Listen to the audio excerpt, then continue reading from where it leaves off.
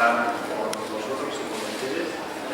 Yo agradezco mucho a la universidad de hospedar este evento especial, este curso de verano, que puede dar mucho empuje al movimiento del economía común, pero igual también a la comunidad autónoma, de reorientar un poquito más hacia el bien común la economía. Yo creo que las palabras del alcalde han sido auténticas y no han sido una pose política, sino hemos sentido el compromiso que tienen y yo creo que está en serio. Y nosotros, desde el movimiento y en primer lugar la Asociación Andaluza, estamos para ayudar con todas las herramientas y recursos que tenemos a mano para que esto sea un proceso de largo plazo, de muchos pasos pequeños, de muchas facetas, para transformar paulatinamente la sociedad y no solamente la economía. Bien, pues ya que estamos en la universidad, quiero empezar con algunos comentarios acerca del nombre de esta institución. La universidad, según su nombre, nos promete ofrecer el acceso al universo. Literalmente la universidad nos promete ofrecer el acceso al universo. ¿Qué es el universo? En latín se compone de dos palabras, uno versum, un solo verso. Un solo verso. El universo es un todo coherente. Y la universidad, según su nombre, es la institución que nos ofrece el acceso al entendimiento, al reconocimiento o incluso a la experiencia de un todo coherente. Así que en una universidad de verdad no hay disciplinas. No hay economía o técnica o ética o ciencias naturales y humanidades, no. Solo hay una sola ciencia, un todo coherente. Por supuesto se puede discutir, por supuesto podemos hablar de economía, pero al fin y al cabo deberían mantener relaciones de contacto y no separarse unas de otras. Yo siempre quería entender o incluso experimentar ese todo coherente. Yo de pequeño quería ser todólogo, pero a la hora de tocar a las puertas de las universidades de Austria y pidiendo ser todólogo, me decían que no estás equivocado. Bueno, todólogo es un poco más común, pero me refiero por supuesto a ciencias universales. Estás equivocado. Y digo, pero ¿cómo puedo estar equivocado si ustedes prometen con el nombre de su institución ofrecerme el acceso al universo? ¿Por qué no ofrecen ciencias universales? En Austria, al menos. Bueno, eso no sabía, no tenía respuesta. Si las universidades ofrecen disciplinas que pierden las relaciones entre ellas, pues se convierten en universidades, y si solamente ofrecen acceso a las partes separadas unas de las otras, a fragmentos, a disciplinas, entonces incluso son perversidades. En su sentido literal, esto no se ofende, por favor, esto no es ninguna ofensa, eso es etimología de las palabras. Una perversión no es otra cosa sino una inversión. Del sentido originario, yo te ofrezco el acceso al todo coherente. Si no hago esto y solo te ofrezco el acceso a los fragmentos totalmente separados unos de otros, esto es el contrario, literal, es una inversión. Y en el caso de la economía, empieza como un divorcio. El divorcio de la economía y de la ética. Porque el bien común y la economía siempre harán uno, implícitamente y estrechamente vinculados. Solo en una diversidad,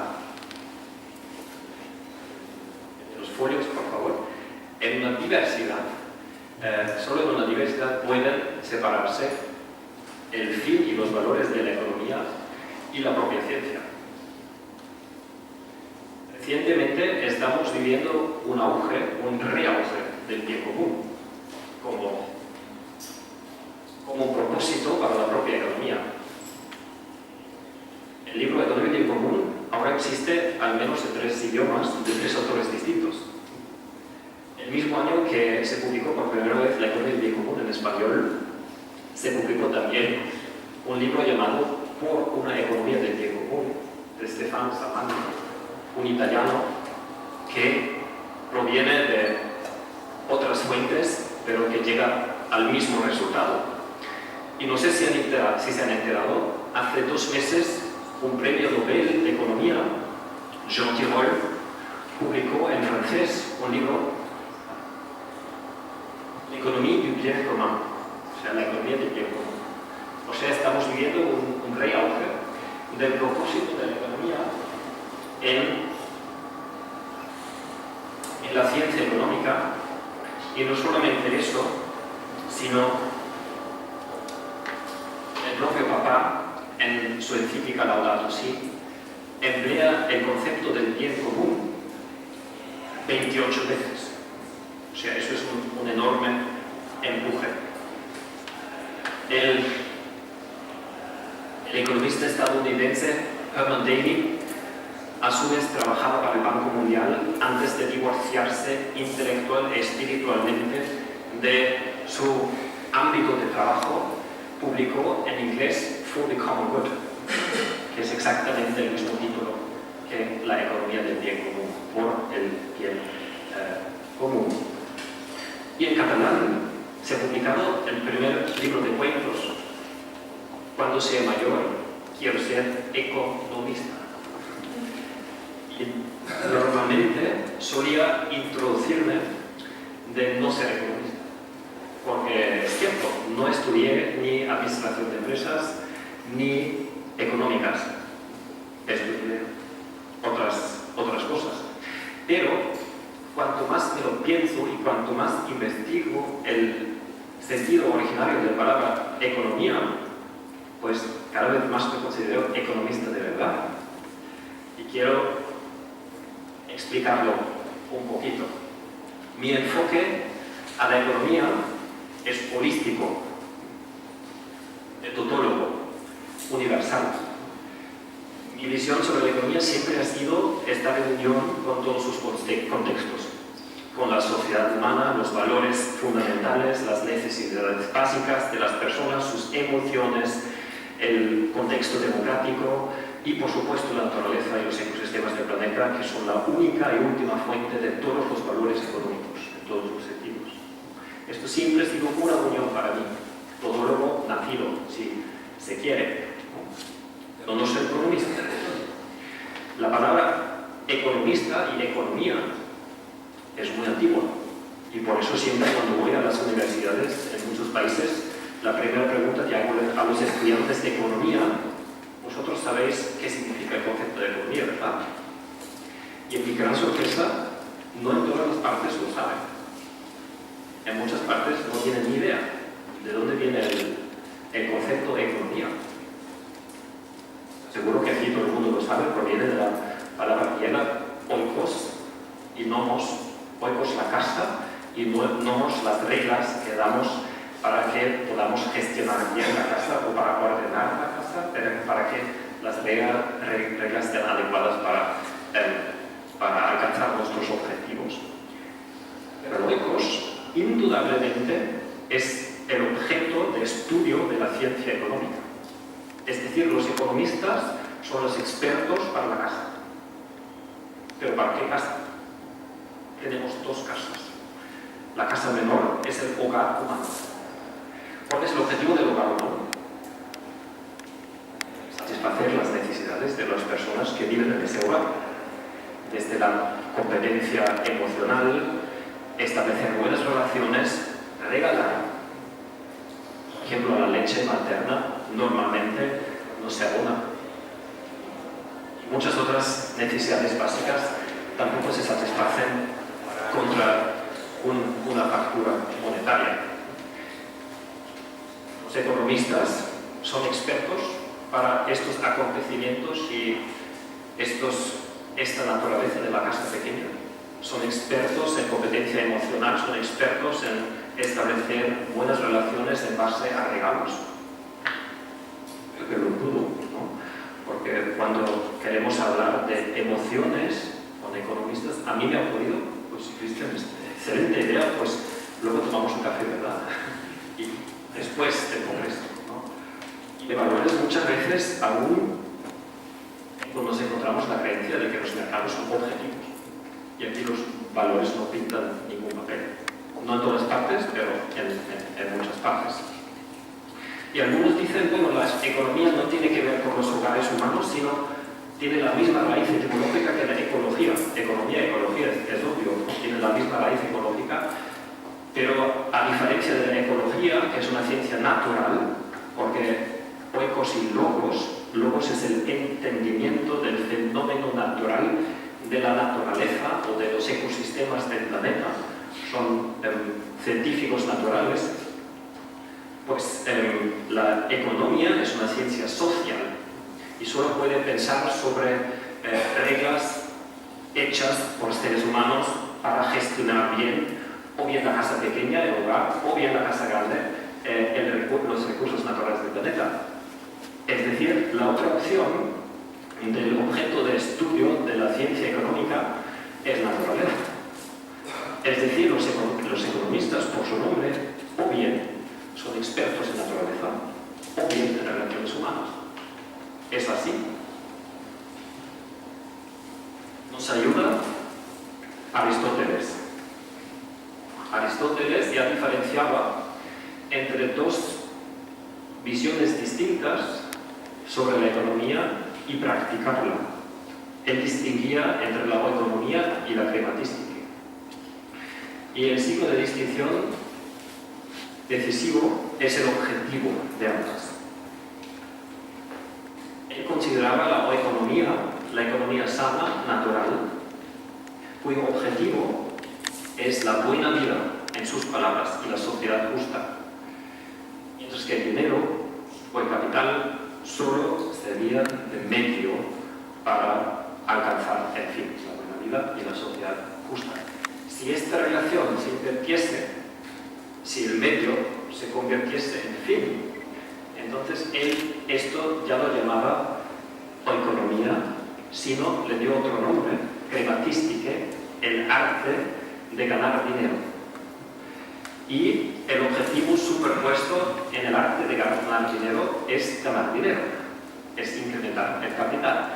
Eso es otra cosa, es otra práctica, es otro sistema que la oikonomía crematística, que Aristóteles consideraba antinatural, perverso. Es el capitalismo. El capitalismo es una forma de entender y practicar la economía donde, como ya dice la palabra, el incremento del capital es el objetivo superpuesto. Capitalismo. El incremento del capital se convierte en un fin en sí mismo, por eso medimos primero si el capital crece o no. En una inversión, en una empresa, en la economía nacional. Siempre cuando miramos primero en el crecimiento de los indicadores monetarios financieros, estamos en el capitalismo, estamos en la crematística y somos crematísticos. No somos economistas cuando hacemos esto. No somos economistas, somos crematísticos. Cuando miramos primero si nosotros los seres humanos estamos bien, si el bienestar general crece o disminuye y si los ecosistemas siguen manteniéndose estables y sanos, entonces somos economistas. Pero tenemos que mirar primero en otros indicadores diferentes que los monetarios y financieros, que son los indicadores de los medios, pero no del fin. Y esto es la definición de la economía del bien común. El bien común es el objetivo superpuesto de todas las actividades económicas. Así de sencillo. Y si recordamos el nombre histórico de economía, entonces podemos omitir el bien común. Porque economía del bien común es una tautología, es un pleonasmo. Ni hace falta añadirlo. Economía es economía por el bien común. Economía por el capital es crematística. Ya no tiene que ver con economía. Pues yo creo que ha ocurrido una usurpación del nombre de la economía por parte de crematísticos que no se consideran así, no se autoproclaman crematísticos, pero que están gobernando la ciencia económica y la economía práctica y real. Esto es una perversión muy profunda y yo creo que es una empresa de muchos de nosotros recuperar el terreno y volver a limpiar el nombre, la ciencia y la práctica de la economía, porque esto es una aberración. Esto es el núcleo de todos los problemas, ¿no? Si empezamos a ver el paro, es un problema, si la crisis financiera, la estabilidad macrofinanciera es un problema, la ecología es un problema, la pérdida de sentido es un problema, la corrupción de la democracia es un problema, la concentración de poder es un problema, pero si empezamos a mirar los problemas, ¿no? Vamos a debatir mucho rato y no encontrar la raíz del problema. La raíz del problema es la confusión de fin y medio en la economía, o la confusión de la economía con la crematística. Y visto de esta forma, yo cada vez me atrevo más a considerarme economista de verdad, a pesar de no haberlo estudiado y a pesar de no ser reconocido por muchos que se llaman así por haberlo estudiado de forma formal en las universidades. Y tanto más agradezco a universidades de verdad que abren espacios para esta visión, porque tan solo con este hecho vuelven a ser universidades y expresan su añoranza y su nostalgia hacia una economía de verdad. Por eso esto es un acto de extrema profundidad y no solamente es un curso de verano con un tema actual. Noticias buenas. Esto es lo que acabo de recordar. No todo el mundo lo ha olvidado. Si miramos las constituciones de países democráticos, no vamos a encontrar ninguna constitución que diga que el capitalismo debe ser el modelo económico en nuestro país democrático. No vamos a encontrar ninguna constitución que diga que el crecimiento del capital o el beneficio financiero o el rédito financiero deben ser los objetivos principales de la economía. Si encontramos algo acerca del objetivo de la economía, encontramos citas como esta. En Baviera, según la ley fundamental de Alemania, la propiedad obliga y debe servir a la vez al bien común. ¿Qué es una propiedad? Pues un terreno puede ser una propiedad, una empresa es una propiedad. Una empresa privada, una empresa pública, una empresa colectiva, todas son una propiedad. Y la propiedad no es un fin en sí mismo, no es un derecho ilimitado, sino tiene que servir a un valor mayor, más alto, que es el bien común. Y eso debería medirse para tener certeza de que esté funcionando. Si el Corte Inglés no paga impuestos, está fallando en servir el bien común. Si el Corte Inglés no tiene que hacer un balance del bien común para mostrar que está o en qué grado está sirviendo el bien común, pues todo sigue siendo legal. Pero según la Constitución y también la española, en el artículo 128, la riqueza, la propiedad está subordinada al interés general. ¿Y cómo concretamos esto? ¿Cómo medimos si la propiedad, la empresa, está subordinada al interés general? Si solamente le pedimos, por fuerza de la ley, el balance financiero. El balance financiero no es capaz de decirnos si una empresa cumple con el mandato constitucional.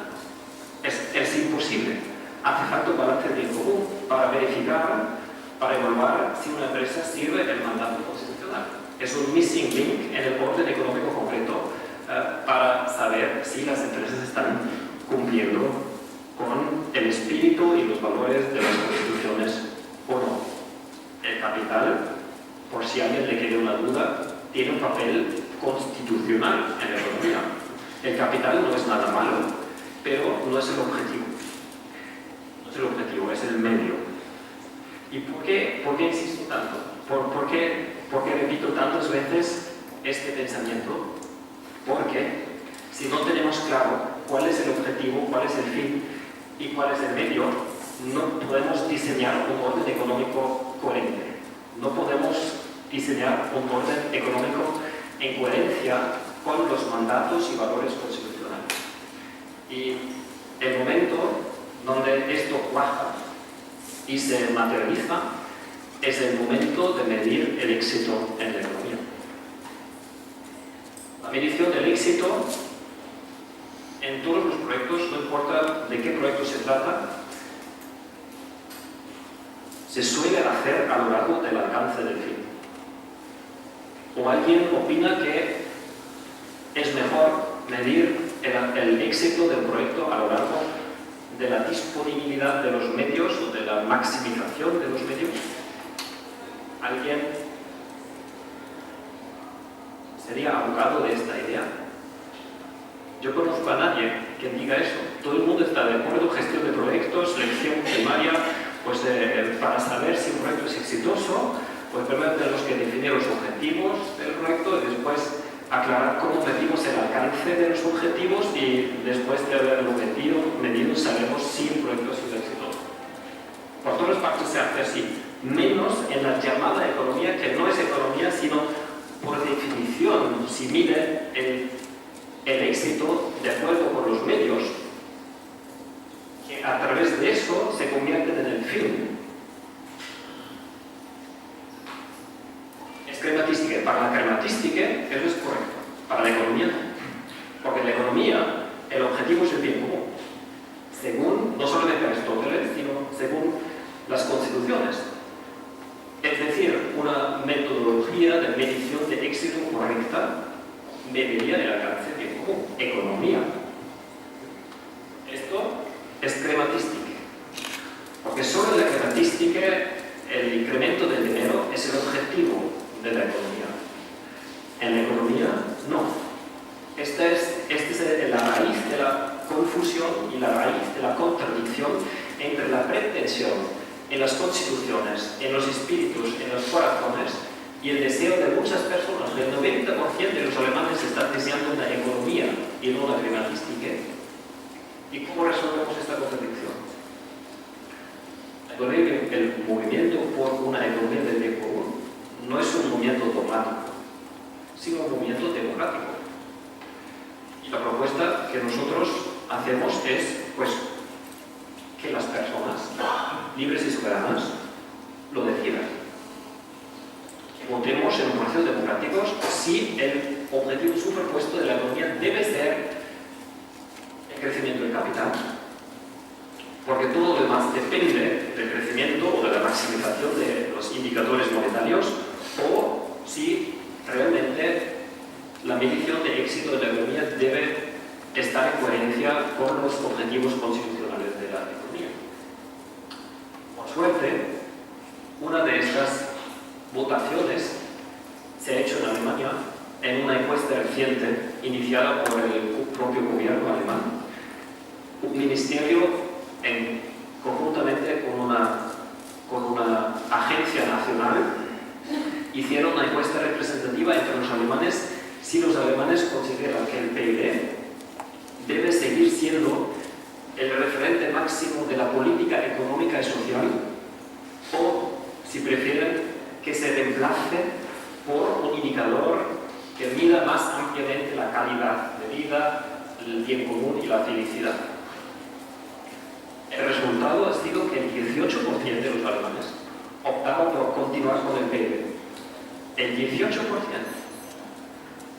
Mientras que el 67% de los alemanes, preguntados por su propio gobierno, optaron por reemplazar el PIB por un indicador que mida la felicidad, el bien común, la calidad de vida en un sentido más amplio. Un gobierno democrático, ¿qué haría? Un gobierno democrático, si no cree sus propios estudios y sus propias encuestas, pues iniciaría un referéndum para tener certeza, ¿no? Y después del referéndum actuaría según el resultado del referéndum. O se lo cree, o crea sus propios estudios y reencauza de inmediato todos los programas de la política económica y social de acuerdo con el nuevo norte, con la nueva estrella de guía, con el bien común. Un ejemplo de muchos ejemplos, el TTIP. El TTIP, ¿cómo se legitima el acuerdo de comercio forzado entre Estados Unidos y la Unión Europea? ¿Cómo se legitima? Con dos argumentos. El primer argumento, un crecimiento minúsculo del PIB. Esa es la primera legitimación de ese contrato. Si escuchamos a los alemanes, no les importa. No es importante que crezca. Es mucho más importante que estemos bien, que tengamos empleo de calidad, con sentido, una desigualdad reducida, una democracia que funcione, un medio ambiente sano, que tengamos perspectivas hacia el futuro y que eso se mida. Y según el resultado, si el TTIP aumenta todo eso, pues bien, pues entonces el comercio sirve los objetivos de la política económica y social, entonces bien, pero si lo pone en peligro, pues vamos a renunciar a ese tratado. Utopía. En Alemania sí, en el Bután no. ¿Conoce el Bután? ¿Sí? Chiquitín, Felicidad Nacional Bruta. La Felicidad Nacional Bruta no solamente es una encuesta entre miles de hogares, ahora les contaré, sino también es un screening tool. Es una herramienta de evaluación de todas las medidas políticas. O sea, si el gobierno tiene una idea, primero la evalúa con el screening tool, con el examen del bien común, y de acuerdo con el resultado actúa. El Bután dudaba si debía entrar en la Organización Mundial de Comercio. Y en el inicio, pues el gobierno estaba entusiasmado por el libre comercio. Queremos libertad y el comercio es algo bueno y cuanto más comercio mejor, así que estamos a favor. Después se emplearon la herramienta de evaluación y los resultados pues no medían solamente el crecimiento del volumen del comercio en unidades monetarias, sino midieron los impactos del llamado libre comercio sobre la calidad de vida en todos sus aspectos, la cohesión social, la calidad de los empleos, la distribución de la renta y la justicia, sobre el medio ambiente, la diversidad cultural, la felicidad subjetiva de las personas, y los resultados eran menos que pobres. Y el gobierno decidió por mayoría no entrar en la Organización Mundial de Comercio, a pesar de que el Banco Mundial sigue creyendo que Bután es un país de extrema pobreza. Acaba de estar el director del Centro de la Felicidad Nacional Bruta en Austria y nos explicaba, pues según los datos del Banco Mundial, que mide la pobreza si una persona gana $2 o $3 o $1,50 por día o menos, y si solo cuando supera ese umbral ya no es pobre, pero cuando está por debajo de este umbral es pobre, es extremadamente pobre y deplorable y todo lo demás, y el país es un país fracasado. En Bután mucha gente vive incluso sin dinero alguno, pero si preguntas a un poblano, a ver, si estás mal o si necesitas ayuda, ¿de cuántos amigos te puedes fiar de verdad? Y la respuesta suele ser, pues de todo el pueblo. Y si alguien, uno de tus amigos necesita ayuda de verdad, ¿a cuántas personas ayudarías si están realmente en apuros? Pues a todo el pueblo. Es una riqueza enorme. Es una seguridad social perfecta, es una solidaridad excelente, ¿no? Y la Felicidad Nacional Bruta mide también esto, ¿no? Si pasa hambre, si está en apuros, si está inseguro y sin protección, la Felicidad Nacional Bruta disminuye igualmente, porque mide lo que realmente vale. Pero el PIB puede que crezca y a la vez estamos destrozando el medio ambiente, estamos entablando una guerra, se aumenta la desigualdad, las transnacionales no pagan impuestos, se hacen cada vez más poderosas, etcétera, etcétera. Y el trabajo es de basura y no de calidad, por ejemplo.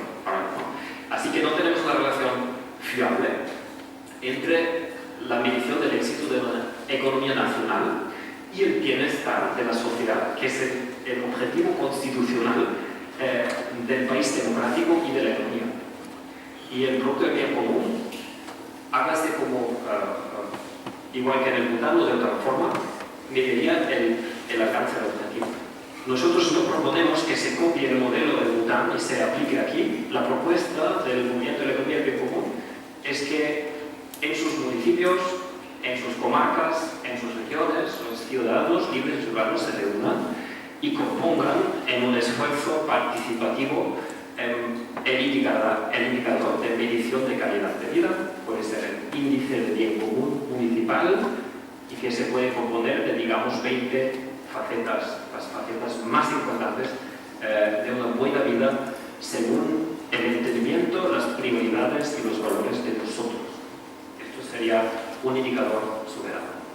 Bien.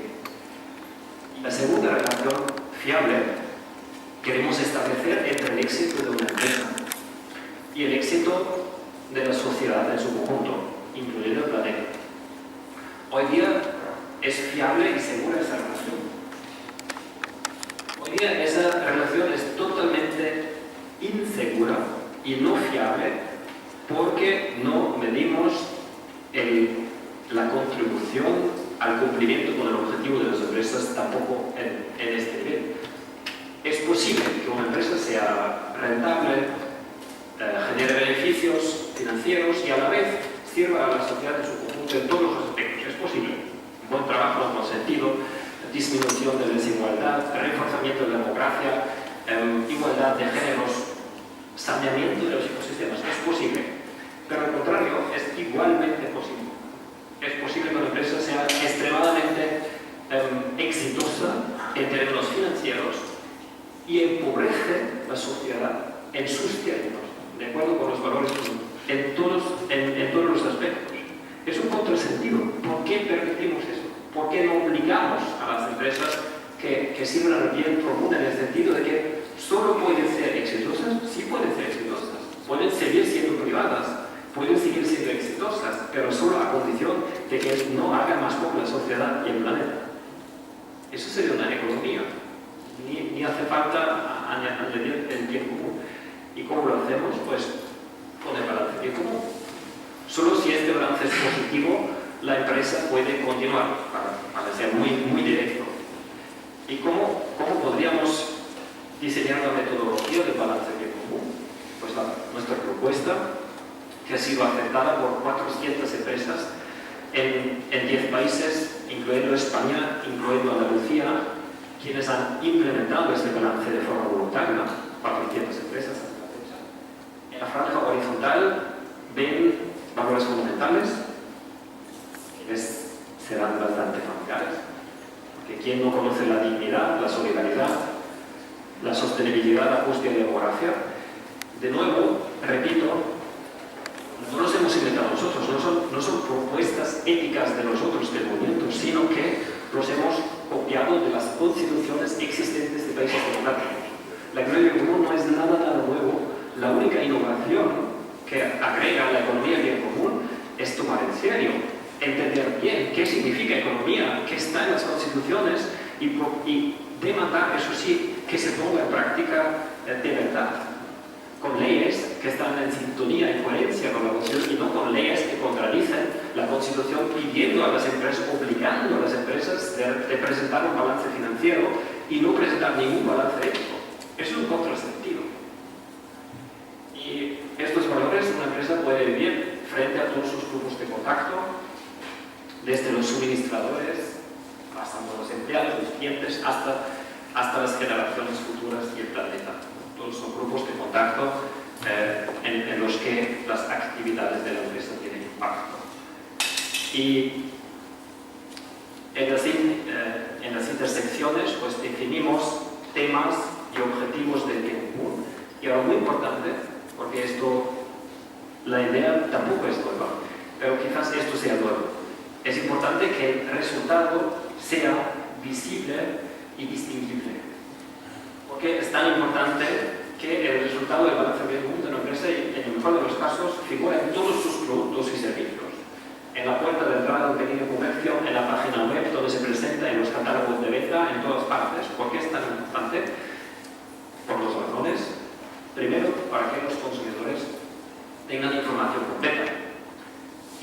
no solamente sobre el precio y algunos ingredientes, sino los impactos éticos, los impactos sobre los valores fundamentales que constituyen la sociedad democrática. Eso es información relevante, señores y señores.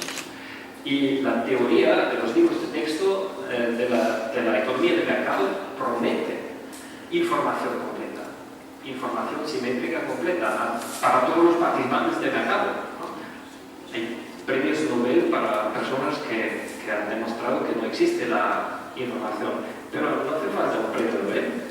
Un producto medio en las tiendas o en los puestos de venta, el producto medio nos dice quién lo produjo, en qué condiciones laborales, con qué trato de los sexos, de los géneros, perdón, con qué impactos ambientales, con qué relación con la democracia, si paga un impuesto justo o evade los beneficios en paraísos fiscales, si incluso financia un partido político en el propio bien y no en el bien común.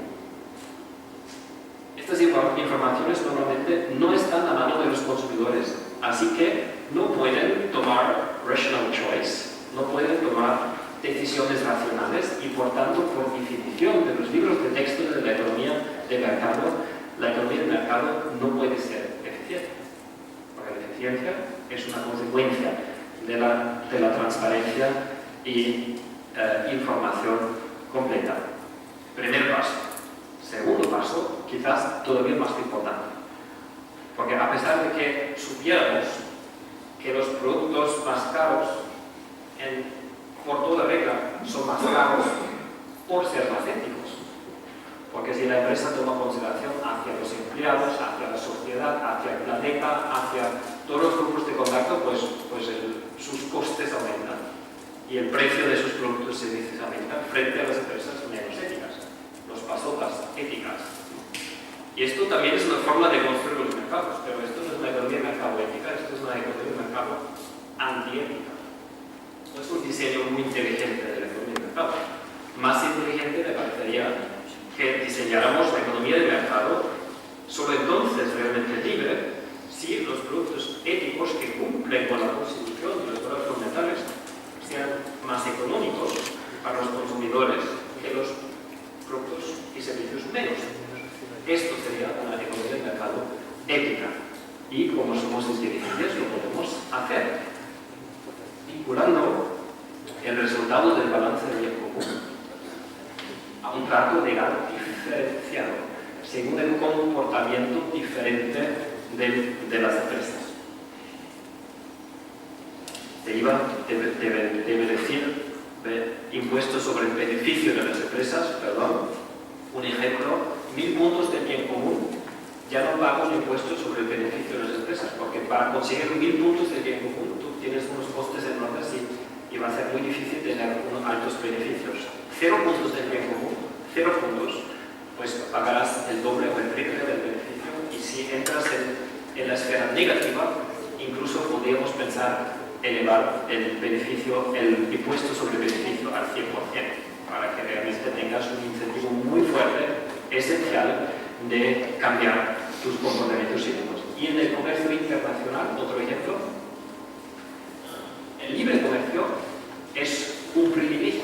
El libre comercio solo se concede a las empresas más éticas y sostenibles, mientras 1000 puntos de bien común, libre comercio, 0 puntos de bien común, pues cuanto peor el resultado de ventas, menos libre es el comercio y más caro el acceso a los mercados. No solamente el mercado interior de la Unión Europea, sino, por supuesto, el mercado mundial. Esto sería un comercio ético, a diferencia del comercio libre, que convierte el comercio en un fin en sí mismo. Pero igual que el capital no es un fin en sí mismo, el comercio tampoco lo es. El comercio es una herramienta que puede ayudarnos a alcanzar los objetivos.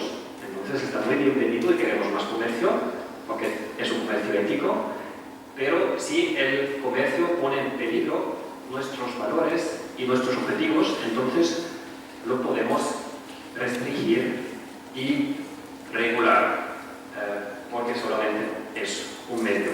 En la contratación pública, lo mismo, el contratador público primero y después mirar y comparar los precios. Y lo mismo el banco. El banco es la última parte, pero muy importante. El banco del bien común hace el examen financiero igual que el banco de hoy, pero lo hace en segundo lugar. Porque si hoy, y a lo mejor esto es una primera propuesta ya para el debate, que yo entiendo, los economistas de hoy, expertos para financiación, consideran un proyecto exitoso si genera un rédito financiero.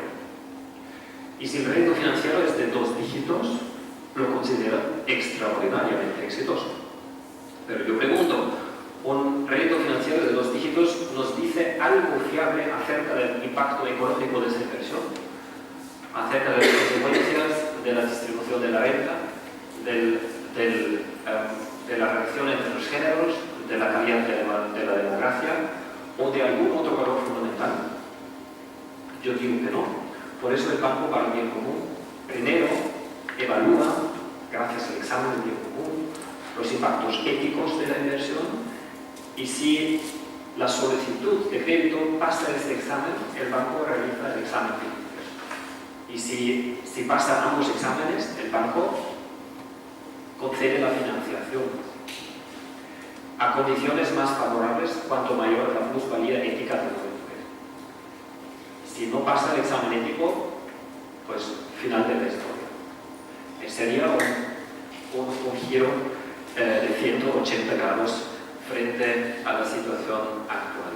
Estos campesinos orgánicos de pequeña escala, las energías renovables, las empresas sociales y solidarias, las cooperativas, este tipo, el comercio justo, pues este tipo de empresas obtendrían créditos prioridad en la contratación pública y se convertirían en rentables y duraderas.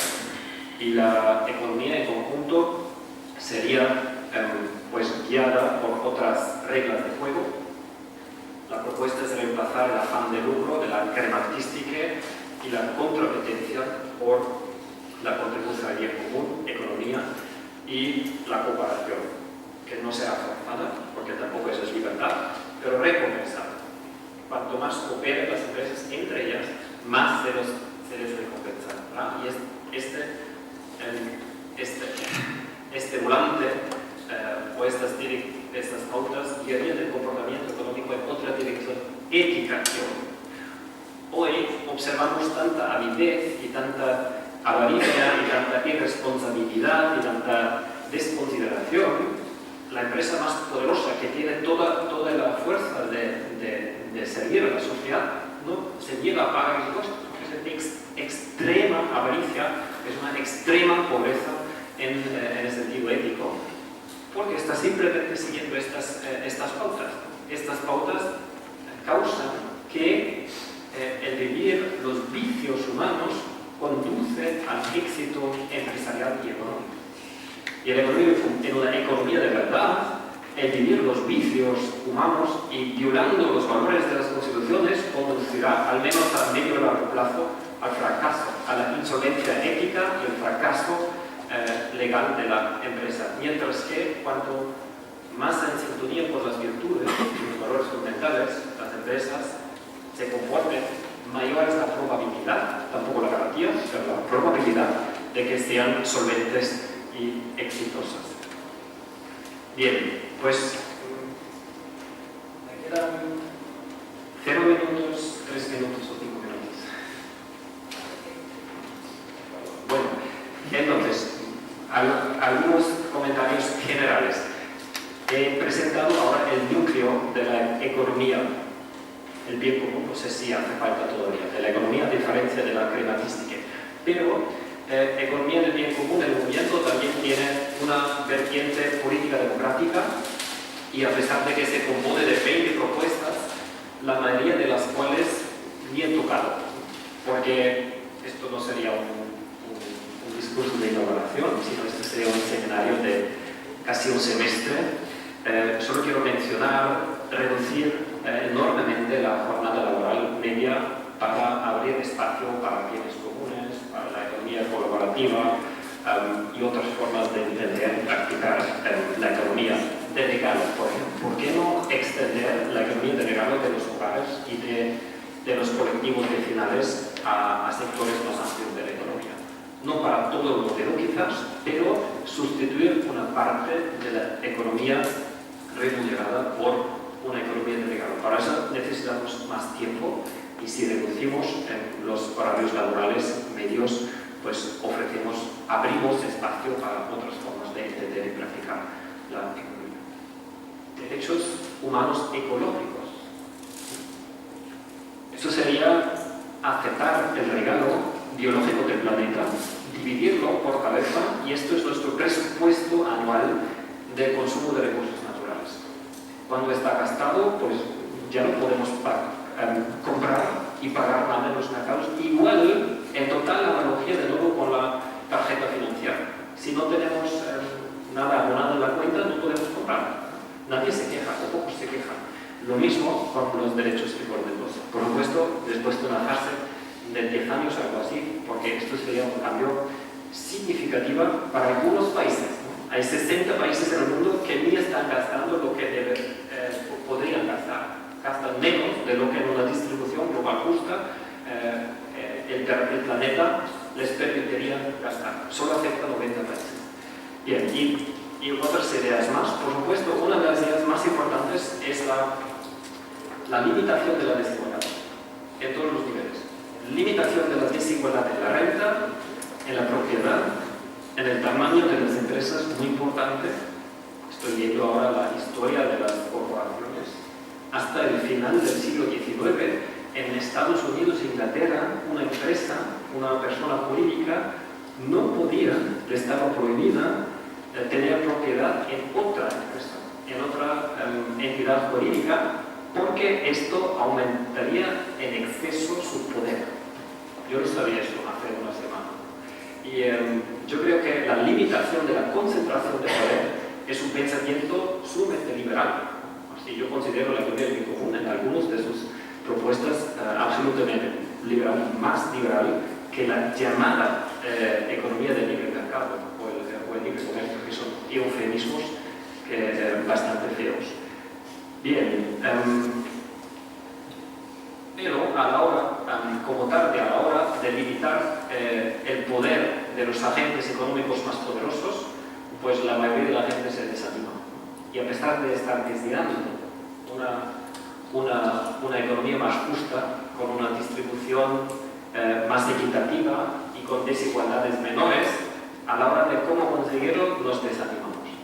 Y yo tampoco tengo una receta mágica, pero yo creo que al fin y al cabo la palanca más poderosa para conseguirlo, al menos en pasos iterativos, es la democracia. Es una democracia más real y más profunda y más participativa que la de hoy. Y para explicarlo en pocas palabras, la democracia soberana la entendemos de nuevo, literal. Soberano proviene de la palabra latín superamus y quiere decir por encima de todo. Yo creo que estamos de acuerdo que la instancia, que es la instancia soberana en una democracia, es la instancia soberana en una democracia, el pueblo, ¿no? Y si tomamos esto en serio, si tomamos esto literalmente, que el pueblo está por encima de todo, entonces esto significa lógicamente, coherentemente, que todos los demás elementos imprescindibles y valiosos de una democracia están por debajo. La Constitución, el Parlamento, el Gobierno, cada ley y cada acuerdo internacional. Y el principio de la soberanía literalmente quiere decir que el pueblo debería tener los derechos de cambiar estos otros elementos según sus preferencias. Y para eso deberíamos gozar de derechos soberanos. Un concepto que en la ciencia política, que yo sí estudié, desconozco. Porque conseguimos los derechos fundamentales y humanos individuales, que son de sumo valor, son de máximo valor, pero nos olvidamos que también puede haber derechos colectivos soberanos en democracias de verdad. Aquí están algunas propuestas y solo menciono la primera, porque tampoco quiero extenderme demasiado. La primera es el derecho exclusivo de redactar y cambiar la Constitución. ¿Por qué este derecho soberano es tan decisivo? Porque, primero lógico, ¿quién, sino la máxima instancia, debe redactar o tener el derecho de cambiar el documento máximo de la democracia? Si este derecho lo tuviera el Parlamento, el Gobierno, pues entonces puede ocurrir que el Parlamento y el Gobierno se autoconfieren a sí mismos todo el poder y no dejan ningún poder al pueblo. Yo creo que eso es exactamente la que estamos. Y por eso ese derecho me parece tan importante, porque nosotros podemos definir cuánto poder tiene el Parlamento que nos sirve de sumo valor y el Gobierno que nos sirve de sumo valor. Y para que nos malentiendan, el Gobierno seguiría siendo el Gobierno, el necesario y querido, en el mejor de los casos, el Gobierno y el Parlamento igual. El Parlamento seguiría siendo el poder legislativo, haciendo todas las leyes. El cambio sería que agregaríamos un poder constitutivo. O sea, separaríamos en un paso más los poderes. El poder legislativo y ejecutivo no serían a la vez el poder constitutivo, que lo son hoy, sin gozar explícitamente por ninguna teoría de democracia este derecho, sino el poder constitutivo, pues lo daríamos al poder soberano, que me parece más coherente. Y si el poder soberano podría redactar las constituciones, también podríamos dar las pautas fundamentales para cada campo político, es decir, en 2 o 3, con mucho 5 páginas, para cada campo político, las pautas más importantes. En el ejemplo de la economía, sería el pueblo que dice lo que ya ha dicho en Alemania, que el objetivo superpuesto de la economía es el bien común. Pero ahora faltan 2 frases. Y por lo tanto, toda la propiedad tiene que realizar un balance de uso. Y por lo tanto, la ley recompensa los altos rendimientos en cuanto al balance de uso. O sea, la Constitución se hace un poquito, 3 páginas por campo de político. Último ejemplo, la Constitución de Baviera. Ya hoy dice, el impuesto sobre las herencias tiene, entre otros, el objetivo de impedir que la riqueza se concentre en manos de pocos. Es una cita literal. Aquí solo falta una frase. ¿Dónde está el umbral cuando la riqueza empiece a concentrarse en manos de pocos? Solo falta una frase que diga a partir de 1 millón o de 10 millones o de 20, 30, 50 millones o 100 millones, pero esto se tiene que definir. Y la buena noticia, 2 matemáticos, por ofensa intelectual de nuestra costumbre de tomar decisiones políticas siempre con una sola propuesta.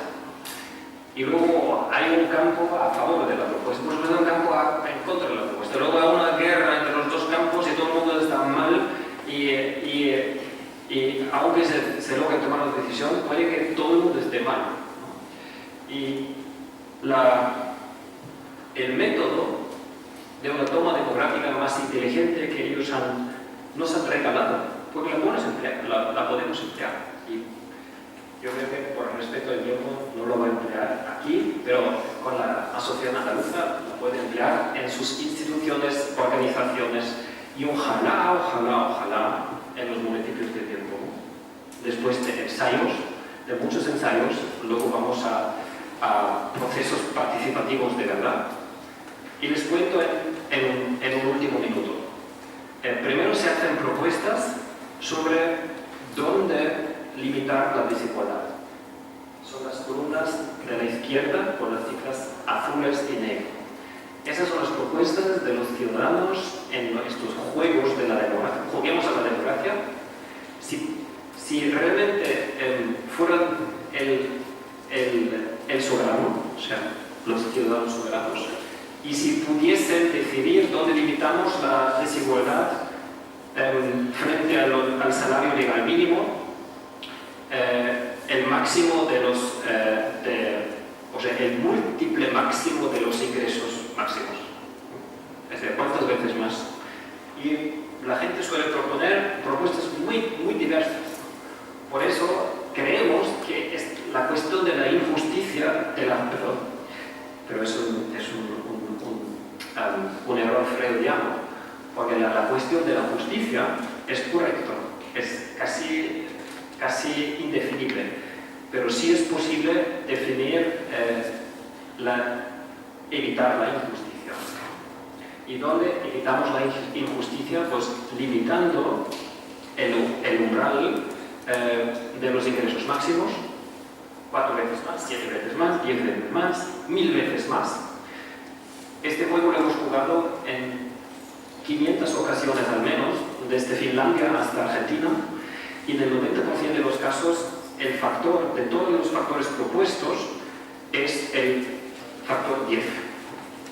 Y el método consiste en que no medimos la afirmación y el eureka, porque entonces podría ocurrir que un cierto señor Berlusconi, un Trump o otro millonario encargue a una empresa de relaciones públicas la mejor del país y luego al final de la campaña, por casualidad, es la propuesta del millonario que gana el juego. Si a la diferencia medimos la resistencia contra cada propuesta, ganará aquella propuesta que provoca la menor resistencia en el pueblo, que cause el menor dolor en toda la población. Es un método de sensibilización, porque de repente la inteligencia colectiva buscará la propuesta, la regla, la ley que cause el menor dolor en toda la población. De repente la inteligencia se convierte en una herramienta para la justicia y la democracia. Eso casi por gravedad. Probadlo, intentadlo, ensayadlo y vais a ver. Y la inteligencia del pueblo es el factor 10 más o menos, a diferencia de la inteligencia de los muy educados parlamentos y gobiernos. Y estos son hechos. El Parlamento austríaco ha decidido el factor 1000, en Alemania 5000 y en Estados Unidos 360.000 veces más. El ingreso más alto conocido de Estados Unidos son 5.000 millones de dólares al año. Y el Parlamento dice, está bien, es legal, es correcto, no contradice la Constitución, a pesar de que la Constitución de Estados Unidos está hablando igualmente de justicia que la Constitución española. Están claramente violando el espíritu de la Constitución. Bien, por eso pues, hemos iniciado este movimiento con 2.200 empresas. Una de las primeras empresas de Andalucía es Subética, que ha realizado el balance. En España hay casi 30 grupos locales, 5 asociaciones regionales y una federal.